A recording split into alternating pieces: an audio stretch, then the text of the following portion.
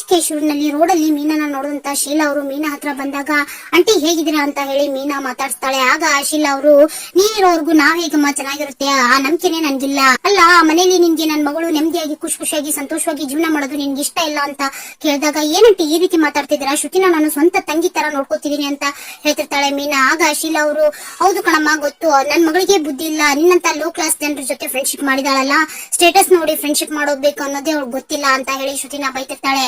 ಅದಕ್ಕೆ ನಿನ್ನ ಅತ್ತೆ ನಿನ್ ಬಗ್ಗೆ ನನ್ಗೆಲ್ಲ ಹೇಳಿದಾರೆ ಅಂತ ಹೇಳಿದಾಗ ಓಹೋ ಅತ್ತೆ ಹೇಳಿದಾರ ಅಂದ್ರೆ ಏನ್ ಹೇಳಿರ್ತಾರೆ ಅನ್ನೋದು ನನ್ಗೆ ಚೆನ್ನಾಗಿ ಗೊತ್ತು ಬಿಡಿ ಅಂತ ಹೇಳ್ತಿರುವಾಗ ನೋಡ್ ಮೀನಾ ನಿನ್ ದುಡ್ಡು ಬೇಕಂದ್ರೆ ಕೇಳು, ಎಷ್ಟ್ ಬೇಕು ನಾನು ಮುಖದ ಮೇಲೆ ಬಿಸಾಕ್ತೀನಿ, ಆದ್ರೆ ನೀನ್ ನನ್ ಮಗಳ ಸವಾಸನ ಬಿಟ್ಬಿಡು. ಅಲ್ಲ ಕಣೆ ಅವತ್ತು ಫಂಕ್ಷನ್ ಅಲ್ಲಿ ನನ್ ಮಗಳು ಒಡವೆನ ಕದ್ದೆ, ಅದಕ್ಕೂ ಸಾಲದ ಅಂತ ಹೇಳಿ ಎಲ್ಲರ ಕಡೆಯಿಂದ ಸಿಂಪತಿ ಗಿಟ್ಟಿಸ್ಕೊಂಡೆ, ಅದೇ ಕಾರಣನ ಇಟ್ಕೊಂಡು ನಿನ್ ಗಂಡ ನನ್ ಗಂಡನ ಮೇಲೆ ಕೈ ಮಾಡ್ದ.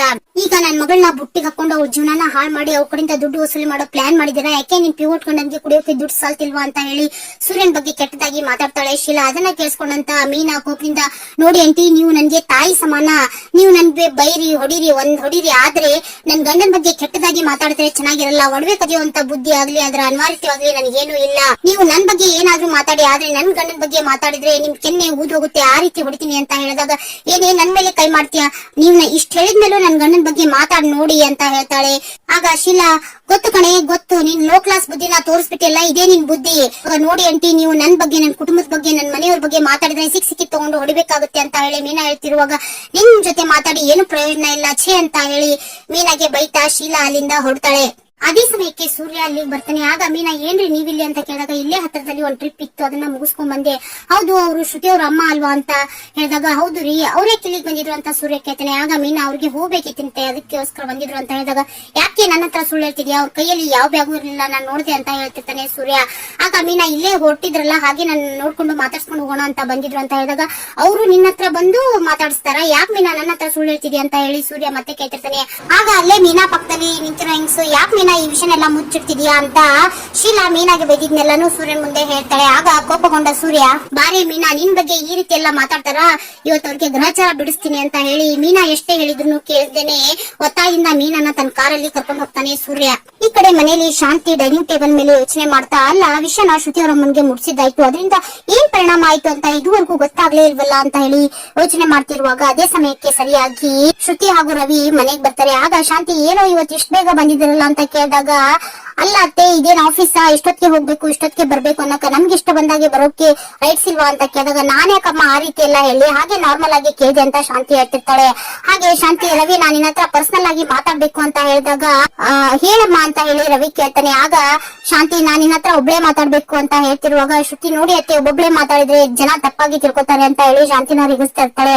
ಆಗ ಶಾಂತಿ ನಾನು ನನ್ನ ಮಗನ ಹತ್ರ ಮಾತ್ರ ಪರ್ಸನಲ್ ಆಗಿ ಮಾತಾಡ್ಬೇಕು ಅಂತ ಹೇಳಿದಾಗ ಶ್ರುತಿ ನೋಡ್ ರವಿ ನನ್ಗೆ ತಲೆ ನೋಯಿಸ್ತಾ ಇದೆ, ನಾನು ರೂಮ್ಗೆ ಹೋಗಿ ರೆಸ್ಟ್ ತಗೋತೀನಿ, ನೀನು ಮಾತಾಡ್ಕೊಂಡ್ ಬಾ ಅಂತ ಹೇಳ್ತಾ ಶ್ರುತಿ ಅಲ್ಲಿಂದ ಹೊರಡ್ತಾಳೆ. ಆಗ ರವಿ ಏನಮ್ಮ ಏನ್ ವಿಷಯ ಅಂತ ಕೇಳಿದಾಗ ನಾನು ಇವತ್ತು ಬಿಗ್ತೆ ಹತ್ರ ಮಾತಾಡ್ಕೊಂಡ್ ಬಂದೆ ಅಂತ ಶಾಂತಿ ಹೇಳ್ತಿರ್ತಾಳೆ. ನಮ್ಮ ಅತ್ತೆನ ಏನ್ ವಿಷಯ ಅಮ್ಮ ಅಂತ ಹೇಳಿ ರವಿ ಕೇಳ್ತಿರ್ತಾನೆ.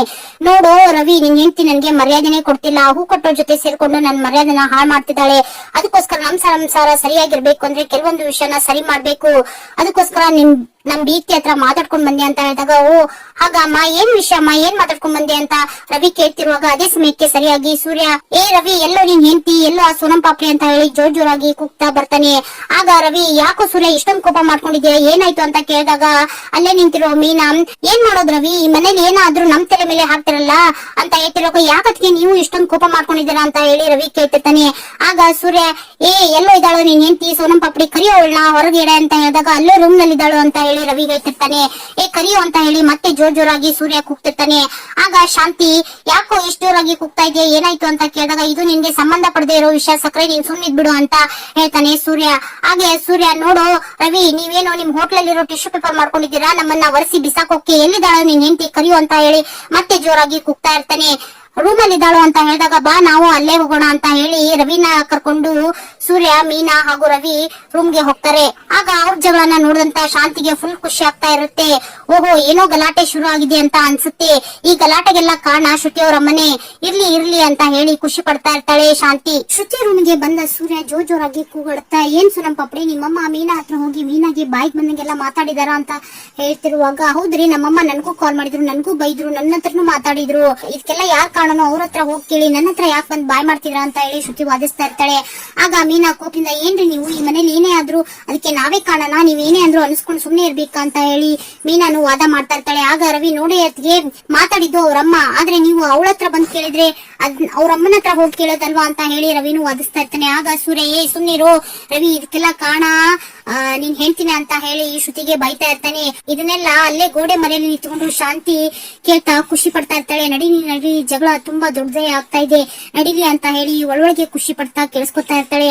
ಆಗ ಅಲ್ಲಿಗೆ ಬಂದ ರಂಗನಾಥ್ ಅವರು ಶಾಂತಿ ಭುಜಾನ ತಟ್ತಾ, ಏನಿದು ಈ ಮಕ್ಕಳು ಇಷ್ಟೊಂದು ಗಲಾಟೆ ಮಾಡ್ಕೊತಿದ್ದಾರೆ, ಅಕ್ಕಪಕ್ಕದವ್ರ ಮನೆಯವರು ಕೇಳಿಸ್ಕೊಂಡ್ರೆ ಏನೇ ಮಾಡೋದು ಅಂತ ಹೇಳ್ತಿರುವಾಗ, ಅಲ್ಲ ರೀ ನನ್ ಕೇಳಿದ್ರೆ ನಾನೇನ್ರಿ ಹೇಳೋದು, ಇದಕ್ಕೆಲ್ಲ ಕಾರಣ ಸೂರ್ಯನೇ, ಈ ಮನೇಲಿ ಗಲಾಟೆ ಅಂತ ಶುರು ಆಗೋದು ಆ ಸೂರ್ಯನಿಂದನೇ ಅಂತ ಹೇಳ್ತಿರುವಾಗ, ಹೌದು ಕಣೆ ನಿನ್ನ ಕೇಳಿ ಏನು ಪ್ರಯೋಜನ ಇಲ್ಲ, ನೀನು ದೊಡ್ಡ ತಿಕ್ಕಲ್ದಿಮ್ಮೆ ಅಂತ ಹೇಳಿ ಶಾಂತಿಗೆ ಬೈತಿರ್ತಾನೆ ರಂಗನಾಥ್. ಪ್ರತಿಯೊಬ್ರು ವಾದ ಮಾಡ್ತಾ ಜಗಳ ಮಾಡ್ತಾ ಇರ್ತಾರೆ. ಆಗ ಅದನ್ನೆಲ್ಲ ಅಲ್ಲೇ ಮರೆಯಲ್ಲಿ ನಿಂತ್ಕೊಂಡು ಕೇಳಿಸ್ತಾ ಖುಷಿ ಪಡ್ತಿರ್ತಾಳೆ ಶಾಂತಿ. ಆಗ ರಂಗನಾಥ್ ಅವರು ಅಲ್ಲಿಂದ ಹೊರಡ್ತಾರೆ. ಅಯ್ಯೋ ಏನ್ ಇವ್ರು ಜಗಳಾನು ಎಂಜಾಯ್ ಮಾಡಕ್ ಬರಲ್ವಲ್ಲ ಅಂತ ಹೇಳಿ ಗೊಣಗ್ತಾ ಇರ್ತಾಳೆ ಶಾಂತಿ. ರೂಮ್ ಇಂದ ಹೊರಗಡೆ ಬಂದಂತ ಸೂರ್ಯ ಜೋರಾಗಿ ಮುಗೀತು ಇವತ್ತಿಗೆಲ್ಲನೂ ಮುಗೀತು ಅಂತ ಕೂಗಾಡ್ತಾ ಇರ್ತಾನೆ. ಆಗ ರಂಗನಾಥ್ ಅವರು, ಯಾಕಪ್ಪ ಏನಾಯ್ತು, ಯಾಕೆ ಇಷ್ಟೊಂದು ಗಲಾಟೆ ಮಾಡ್ಕೊತಿದ್ದೀರಾ, ಏನಾದ್ರೂ ಸಮಸ್ಯೆನ ನನ್ನ ಹತ್ರ ಹೇಳ್ಕೊಳ್ಳಿ ಅಂತ ಹೇಳಿದಾಗ, ಏನಪ್ಪಾ ಈ ಮನೆಯಲ್ಲಿ ನಮ್ಗೆ ಒಂಚೂರು ಮರ್ಯಾದೆನೇ ಇಲ್ಲ, ಎಲ್ರು ನಮ್ನ ಎಕ್ಕಡ ಅಂತ ಅನ್ಕೊಂಡಿದ್ದಾರೆ ಅಂತ ಮಾತಾಡ್ತಿರುವಾಗ ಒಳೊಳಗೆ ನಗ್ತಾ ಇರ್ತಾಳೆ ಶಾಂತಿ. ಆಗ ನೋಡಪ್ಪ ನಮ್ಗೆ ಒಂದಿಷ್ಟು ಸ್ವಾಭಿಮಾನ ಅನ್ನೋದೇ ಇಲ್ವಾ, ಯಾರೇನೇ ಅಂದ್ರು ಅನ್ಸ್ಕೋಬೇಕಾ, ಮುಗೀತು ಇವತ್ತಿಗೆಲ್ಲಾನು ಮುಗೀತು, ನಾವು ಅವ್ರ ವಿಷಯಕ್ಕೆ ಹೋಗಲ್ಲ, ಅವರು ನಮ್ಮ ವಿಷಯಕ್ಕೆ ಬರಬಾರ್ದು ಅಂತ ಹೇಳ್ತಾ, ಮೀನಾ ನಾನ್ ಸ್ವಲ್ಪ ಹೊರಗಡೆ ಇರ್ತೀನಿ, ನನ್ಗೆ ಕಾರ್ ಓಡಿಸ್ಬೇಕು ಅಂತ ಹೇಳ್ತಾ ಸೂರ್ಯ ಅಲ್ಲಿಂದ ಹೊರಡ್ತಾನೆ. ಏನ್ರಿ ನನ್ ವಿಷಯನೇ ಮಾತಾಡ್ತಾ ಇದ್ದೀರಾ, ನಾನ್ ಹೇಳಿಲ್ವಾ ನಿಮ್ಗೆ ನನ್ ವಿಷಯ ಮಾತಾಡ್ಬೇಡಿ, ನಾನೇನು ವಿಷಯ ಮಾತಾಡಲ್ಲ ಅಂತ ಹೇಳಿದಾಗ, ಏನ್ರಿ ಮಾಡ್ತೀರಾ, ನೀವೇನೇ ಅಂದ್ರು ನಾವ್ ಅನ್ಸ್ಕೊಂಡು ಸುಮ್ನೆ ಇರ್ಬೇಕಾ, ನೋಡಿ ಇವತ್ತಿಂದ ನೀವು ನನ್ ವಿಷಯಕ್ಕೆ ಬರಬೇಡಿ, ನಾವು ನಿನ್ ವಿಷಯಕ್ಕೆ ಬರಲ್ಲ ಅಂತ ಹೇಳಿ ಮೀನಾನು ಮಾತಾಡ್ತಾಳೆ. ನಾವ್ಯಾಕ್ರಿ ನಿಮ್ ವಿಷಯಕ್ಕೆ ಬರೋದು, ನಾವು ನಿಮ್ನ ಮಾತಾಡ್ಸಲ್ಲ ಅಂತ ಹೇಳ್ತಾ ಇರ್ತಾಳೆ. ನೀನ್ ಮಾತಾಡ್ಸೋದಲ್ಲ ನನ್ನ ಹತ್ರನು ಸುಳಿಬೇಡ ಅಂತ ಹೇಳ್ತಾ ಮೀನಾ ಅಲ್ಲಿಂದ ಕೋಪ ಮಾಡ್ಕೊಂಡು ಹೊರಡ್ತಾಳೆ.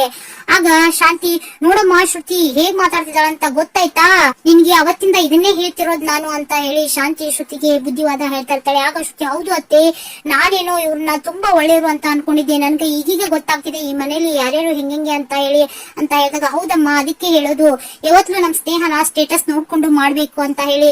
ಹೌದು ಅತ್ತೆ, ನಾನೇನೋ ಪಾಪ ಅಂತ ಅನ್ಕೊಂಡು ಅವ್ರ ಬಗ್ಗೆ ತುಂಬಾ ಕಣಿಕರ ಪಡ್ತಿದ್ದೆ ಅಂತ ಹೇಳ್ತಿರುವಾಗ, ಯಾರೇ ಪಾಪ ಅಂತ ಅನ್ಕೊಳೋದು ಅಂತ ಹೇಳಿ ಮಾತಾಡ್ತಾ ಮತ್ತೆ ಮೀನಾ ಹಾಲಿಗೆ ಬರ್ತಾಳೆ.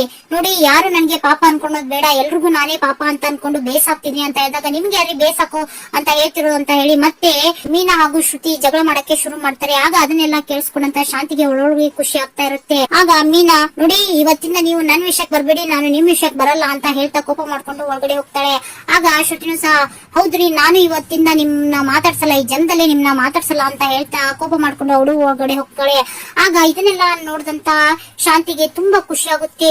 ಓಹೋ ಗಲಾಟೆ ತುಂಬಾ ಜೋರಾಗಿ ನಡೀತಾ ಇದೆ, ನಡೀಲಿ, ಈ ಜನ್ಮದಲ್ಲಿ ಇವರಿಬ್ರು ಮಾತಾಡಲ್ಲ, ಒಂದಾಗಲ್ಲ, ಇದೇ ಖುಷಿಗೆ ಹೊರಗಡೆ ಹೋಗಿ ಅಂತ ಲೀಟರ್ ಬಾದಾಮಿ ಹಾಲು ಕುಡ್ಕೊಂಡ್ ಬಂದ್ಬಿಟ್ರೆ ಹೊಟ್ಟೆ ತಣ್ಣಗಿರುತ್ತೆ ಅಂತ ಹೇಳಿ ಮಾತಾಡ್ತಾ ಶಾಂತಿನೂ ಹೊರಗಡೆ ಹೋಗ್ತಾಳೆ. ಈ ಕಡೆ ಮನೆ ಹಿತ್ತಲಲ್ಲಿ ನಿಂತಿರೋ ಸೂರ್ಯನ್ ಅಂತ ಬಂದ ರಂಗನಾಥ್ ಅವರು, ಏನು ಇವರು ಮನೆ ಮಕ್ಕಳು ನೀವು ಗಲಾಟೆ ಮಾಡ್ತೀರಾ ಅಂದ್ರೆ, ಮನೆಗೆ ಬಂದ ಸ್ವಸ್ಥರು ನಿಮ್ ಸಮಕ್ಕೆ ನಿಂತ್ಕೊಂಡು ಗಲಾಟೆ ಮಾಡ್ತಿದ್ದೀರಲ್ಲ, ಮನೆ ಮರ್ಯಾದೆ ಏನಾಗ್ಬೇಕು, ಯಾಕೆ ಇಷ್ಟೊಂದು ಗಲಾಟೆ ಮಾಡ್ತಿದ್ರ ಅಂತ ಹೇಳಿದಾಗ, ಅಯ್ಯೋ ಅಪ್ಪ ಅದು ಹಾಗಲ್ಲಪ್ಪ, ಯಾವ ಗಲಾಟೆನೂ ಇಲ್ಲ, ಏನು ಇಲ್ಲ, ಎಲ್ಲಾ ಡ್ರಾಮಪ್ಪ, ಏನೋ ಹೇಳ್ತಿದ್ಯಾ, ನನಗೊಂದು ಅರ್ಥ ಆಗ್ತಿಲ್ಲ ಅಂತ ಹೇಳಿದಾಗ ಸೂರ್ಯ ನಡೆದ ವಿಷಯನೆಲ್ಲ ಹೇಳ್ತಾನೆ. ಹಾಗೆ ಕಾರಲ್ಲಿ ಮೀನಾ ಹೇಳಿದ ಮಾತನ್ನ ಹೇಳ್ತಾನೆ. ಆಗ ಸೂರ್ಯ, ನೋಡಪ್ಪ ಈ ಮನೆಯಲ್ಲಿ ಮೀನಾ ಜೊತೆ ಖುಷಿಯಿಂದ ಫ್ರೆಂಡ್ ಆಗಿ ಇರೋದು ಯಾರು ಹೇಳು ಅಂತ ಹೇಳಿದಾಗ, ನೀನು ಅಂತ ಹೇಳ್ತಾರೆ. ನನ್ ಬಿಟ್ಟು ಯಾರು ಹೇಳಪ್ಪ ಅಂತ ಹೇಳಿದಾಗ ಶ್ರುತಿ, ಹೂನಪ್ಪ ನಮ್ ಮೀನಾಗೆ ಎಲ್ಲಾ ಸಪೋರ್ಟ್ ಮಾಡ್ಕೊಂಡು ಆ ಸೋನಂ ಪಾಪಡಿ ಮಾತಾಡುತ್ತಲ್ಲ, ಅದನ್ನ ಹೊಟ್ಟೆ ಕಿಚ್ಚು ಪಡ್ಕೊಂಡು ಸಕ್ಕರೆ ಅವರಿಬ್ಬರ ಮಧ್ಯೆ ಜಗಳ ಹಚ್ಚಬೇಕು ಅಂತ ಹೇಳಿ ಈ ರೀತಿ ಮಾತಾಡಿದ್ದಾರೆ. ಮನೇಲಿ ನಡೆಯೋ ಎಲ್ಲ ವಿಷಯನೂ ಶ್ರುತಿ ತಾಯಿಗೆ ಹೋಗಿ ಹೇಳಿ ಕಿವಿ ಚುಚ್ಚಿದ್ದಾರೆ. ಅವರು ಮೀನಾ ಹತ್ರ ಬಂದು ಮೀನಾಗೆ ಬಾಯಿಗೆ ಬಂದಂಗೆಲ್ಲ ಬೈದ್ರು. ಆಗ ನಾನು ಅವ್ರ ಮನೆಗೆ ಹೋಗಿ ವಿಚಾರಿಸೋಣ ಅಂತ ಹೇಳಿ ಮೀನನ್ನ ಕಾರಲ್ಲಿ ಕರ್ಕೊಂಡು ಹೋಗ್ತಾ ಇದ್ದೆ. ಆದ್ರೆ ಕಾರಲ್ಲಿ ಮೀನಾ ಒಂದ್ ವಿಷಯ ಹೇಳಿದ್ಲು, ಇದಕ್ಕೆಲ್ಲ ಕಾರಣ ಅತ್ತೇನೆ, ನಾವೇ ಜಗಳ ಆಡ್ಕೊಳೋ ರೀತಿ ಆಕ್ಟ್ ಮಾಡಿ ಅವ್ರನ್ನ ನಂಬಿಸೋಣ, ಇದೇ ಇದಕ್ಕೆ ಪರಿಹಾರ ಅಂತ ಹೇಳಿದ್ಲಪ್ಪ, ಅದಕ್ಕೋಸ್ಕರ ಇಷ್ಟೊಂದು ಡ್ರಾಮಾ ಮಾಡಿದ್ವಿ ಅಂತ ಹೇಳ್ತಾ ಮಾತಾಡ್ತಿರ್ತಾನೆ ಸೂರ್ಯ. ಆಗ ರಂಗನಾಥ್ ಅವರು, ಹೌದಾ ಇಷ್ಟೆಲ್ಲ ನಡೀತಾ, ಒಳ್ಳೇದಪ್ಪ, ಆದ್ರೆ ಈ ನಾಟಕ ಎಲ್ಲಿಗೆ ಹೋಗಿ ಮುಟ್ಟುತ್ತೋ ಗೊತ್ತಿಲ್ಲ. ಅಲ್ಲ ಎಲ್ಲರ ಮನೆಯಲ್ಲೂ ಮಕ್ಕಳು ಚೆನ್ನಾಗಿರ್ಲಿ ಅಂತ ಬಯಸ್ತಾಳೆ ತಾಯಿ, ಆದ್ರೆ ನಮ್ಮ ಮನೆಯಲ್ಲಿ ಮಕ್ಕಳು ಜಗಳ ಮಾಡಿದ್ರೆ ಅದನ್ನ ನೋಡಿ ಖುಷಿ ಪಡೋ ತಾಯಿ, ಇವಳು ಯಾವಾಗ ಬದಲಾಗ್ತಾಳೋ ಏನೋ ಗೊತ್ತಿಲ್ಲ ಅಂತ ಹೇಳಿ ಬೇಜಾರ್ ಮಾಡ್ಕೊಂಡು ಮಾತಾಡ್ತಿರ್ತಾರೆ ರಂಗನಾಥ್. ಅದು ಸಾಧ್ಯನೇ ಇಲ್ಲಪ್ಪ ಅಂತ ಹೇಳಿ ಸೂರ್ಯ ಮಾತಾಡ್ತಾ ಇರ್ತಾನೆ.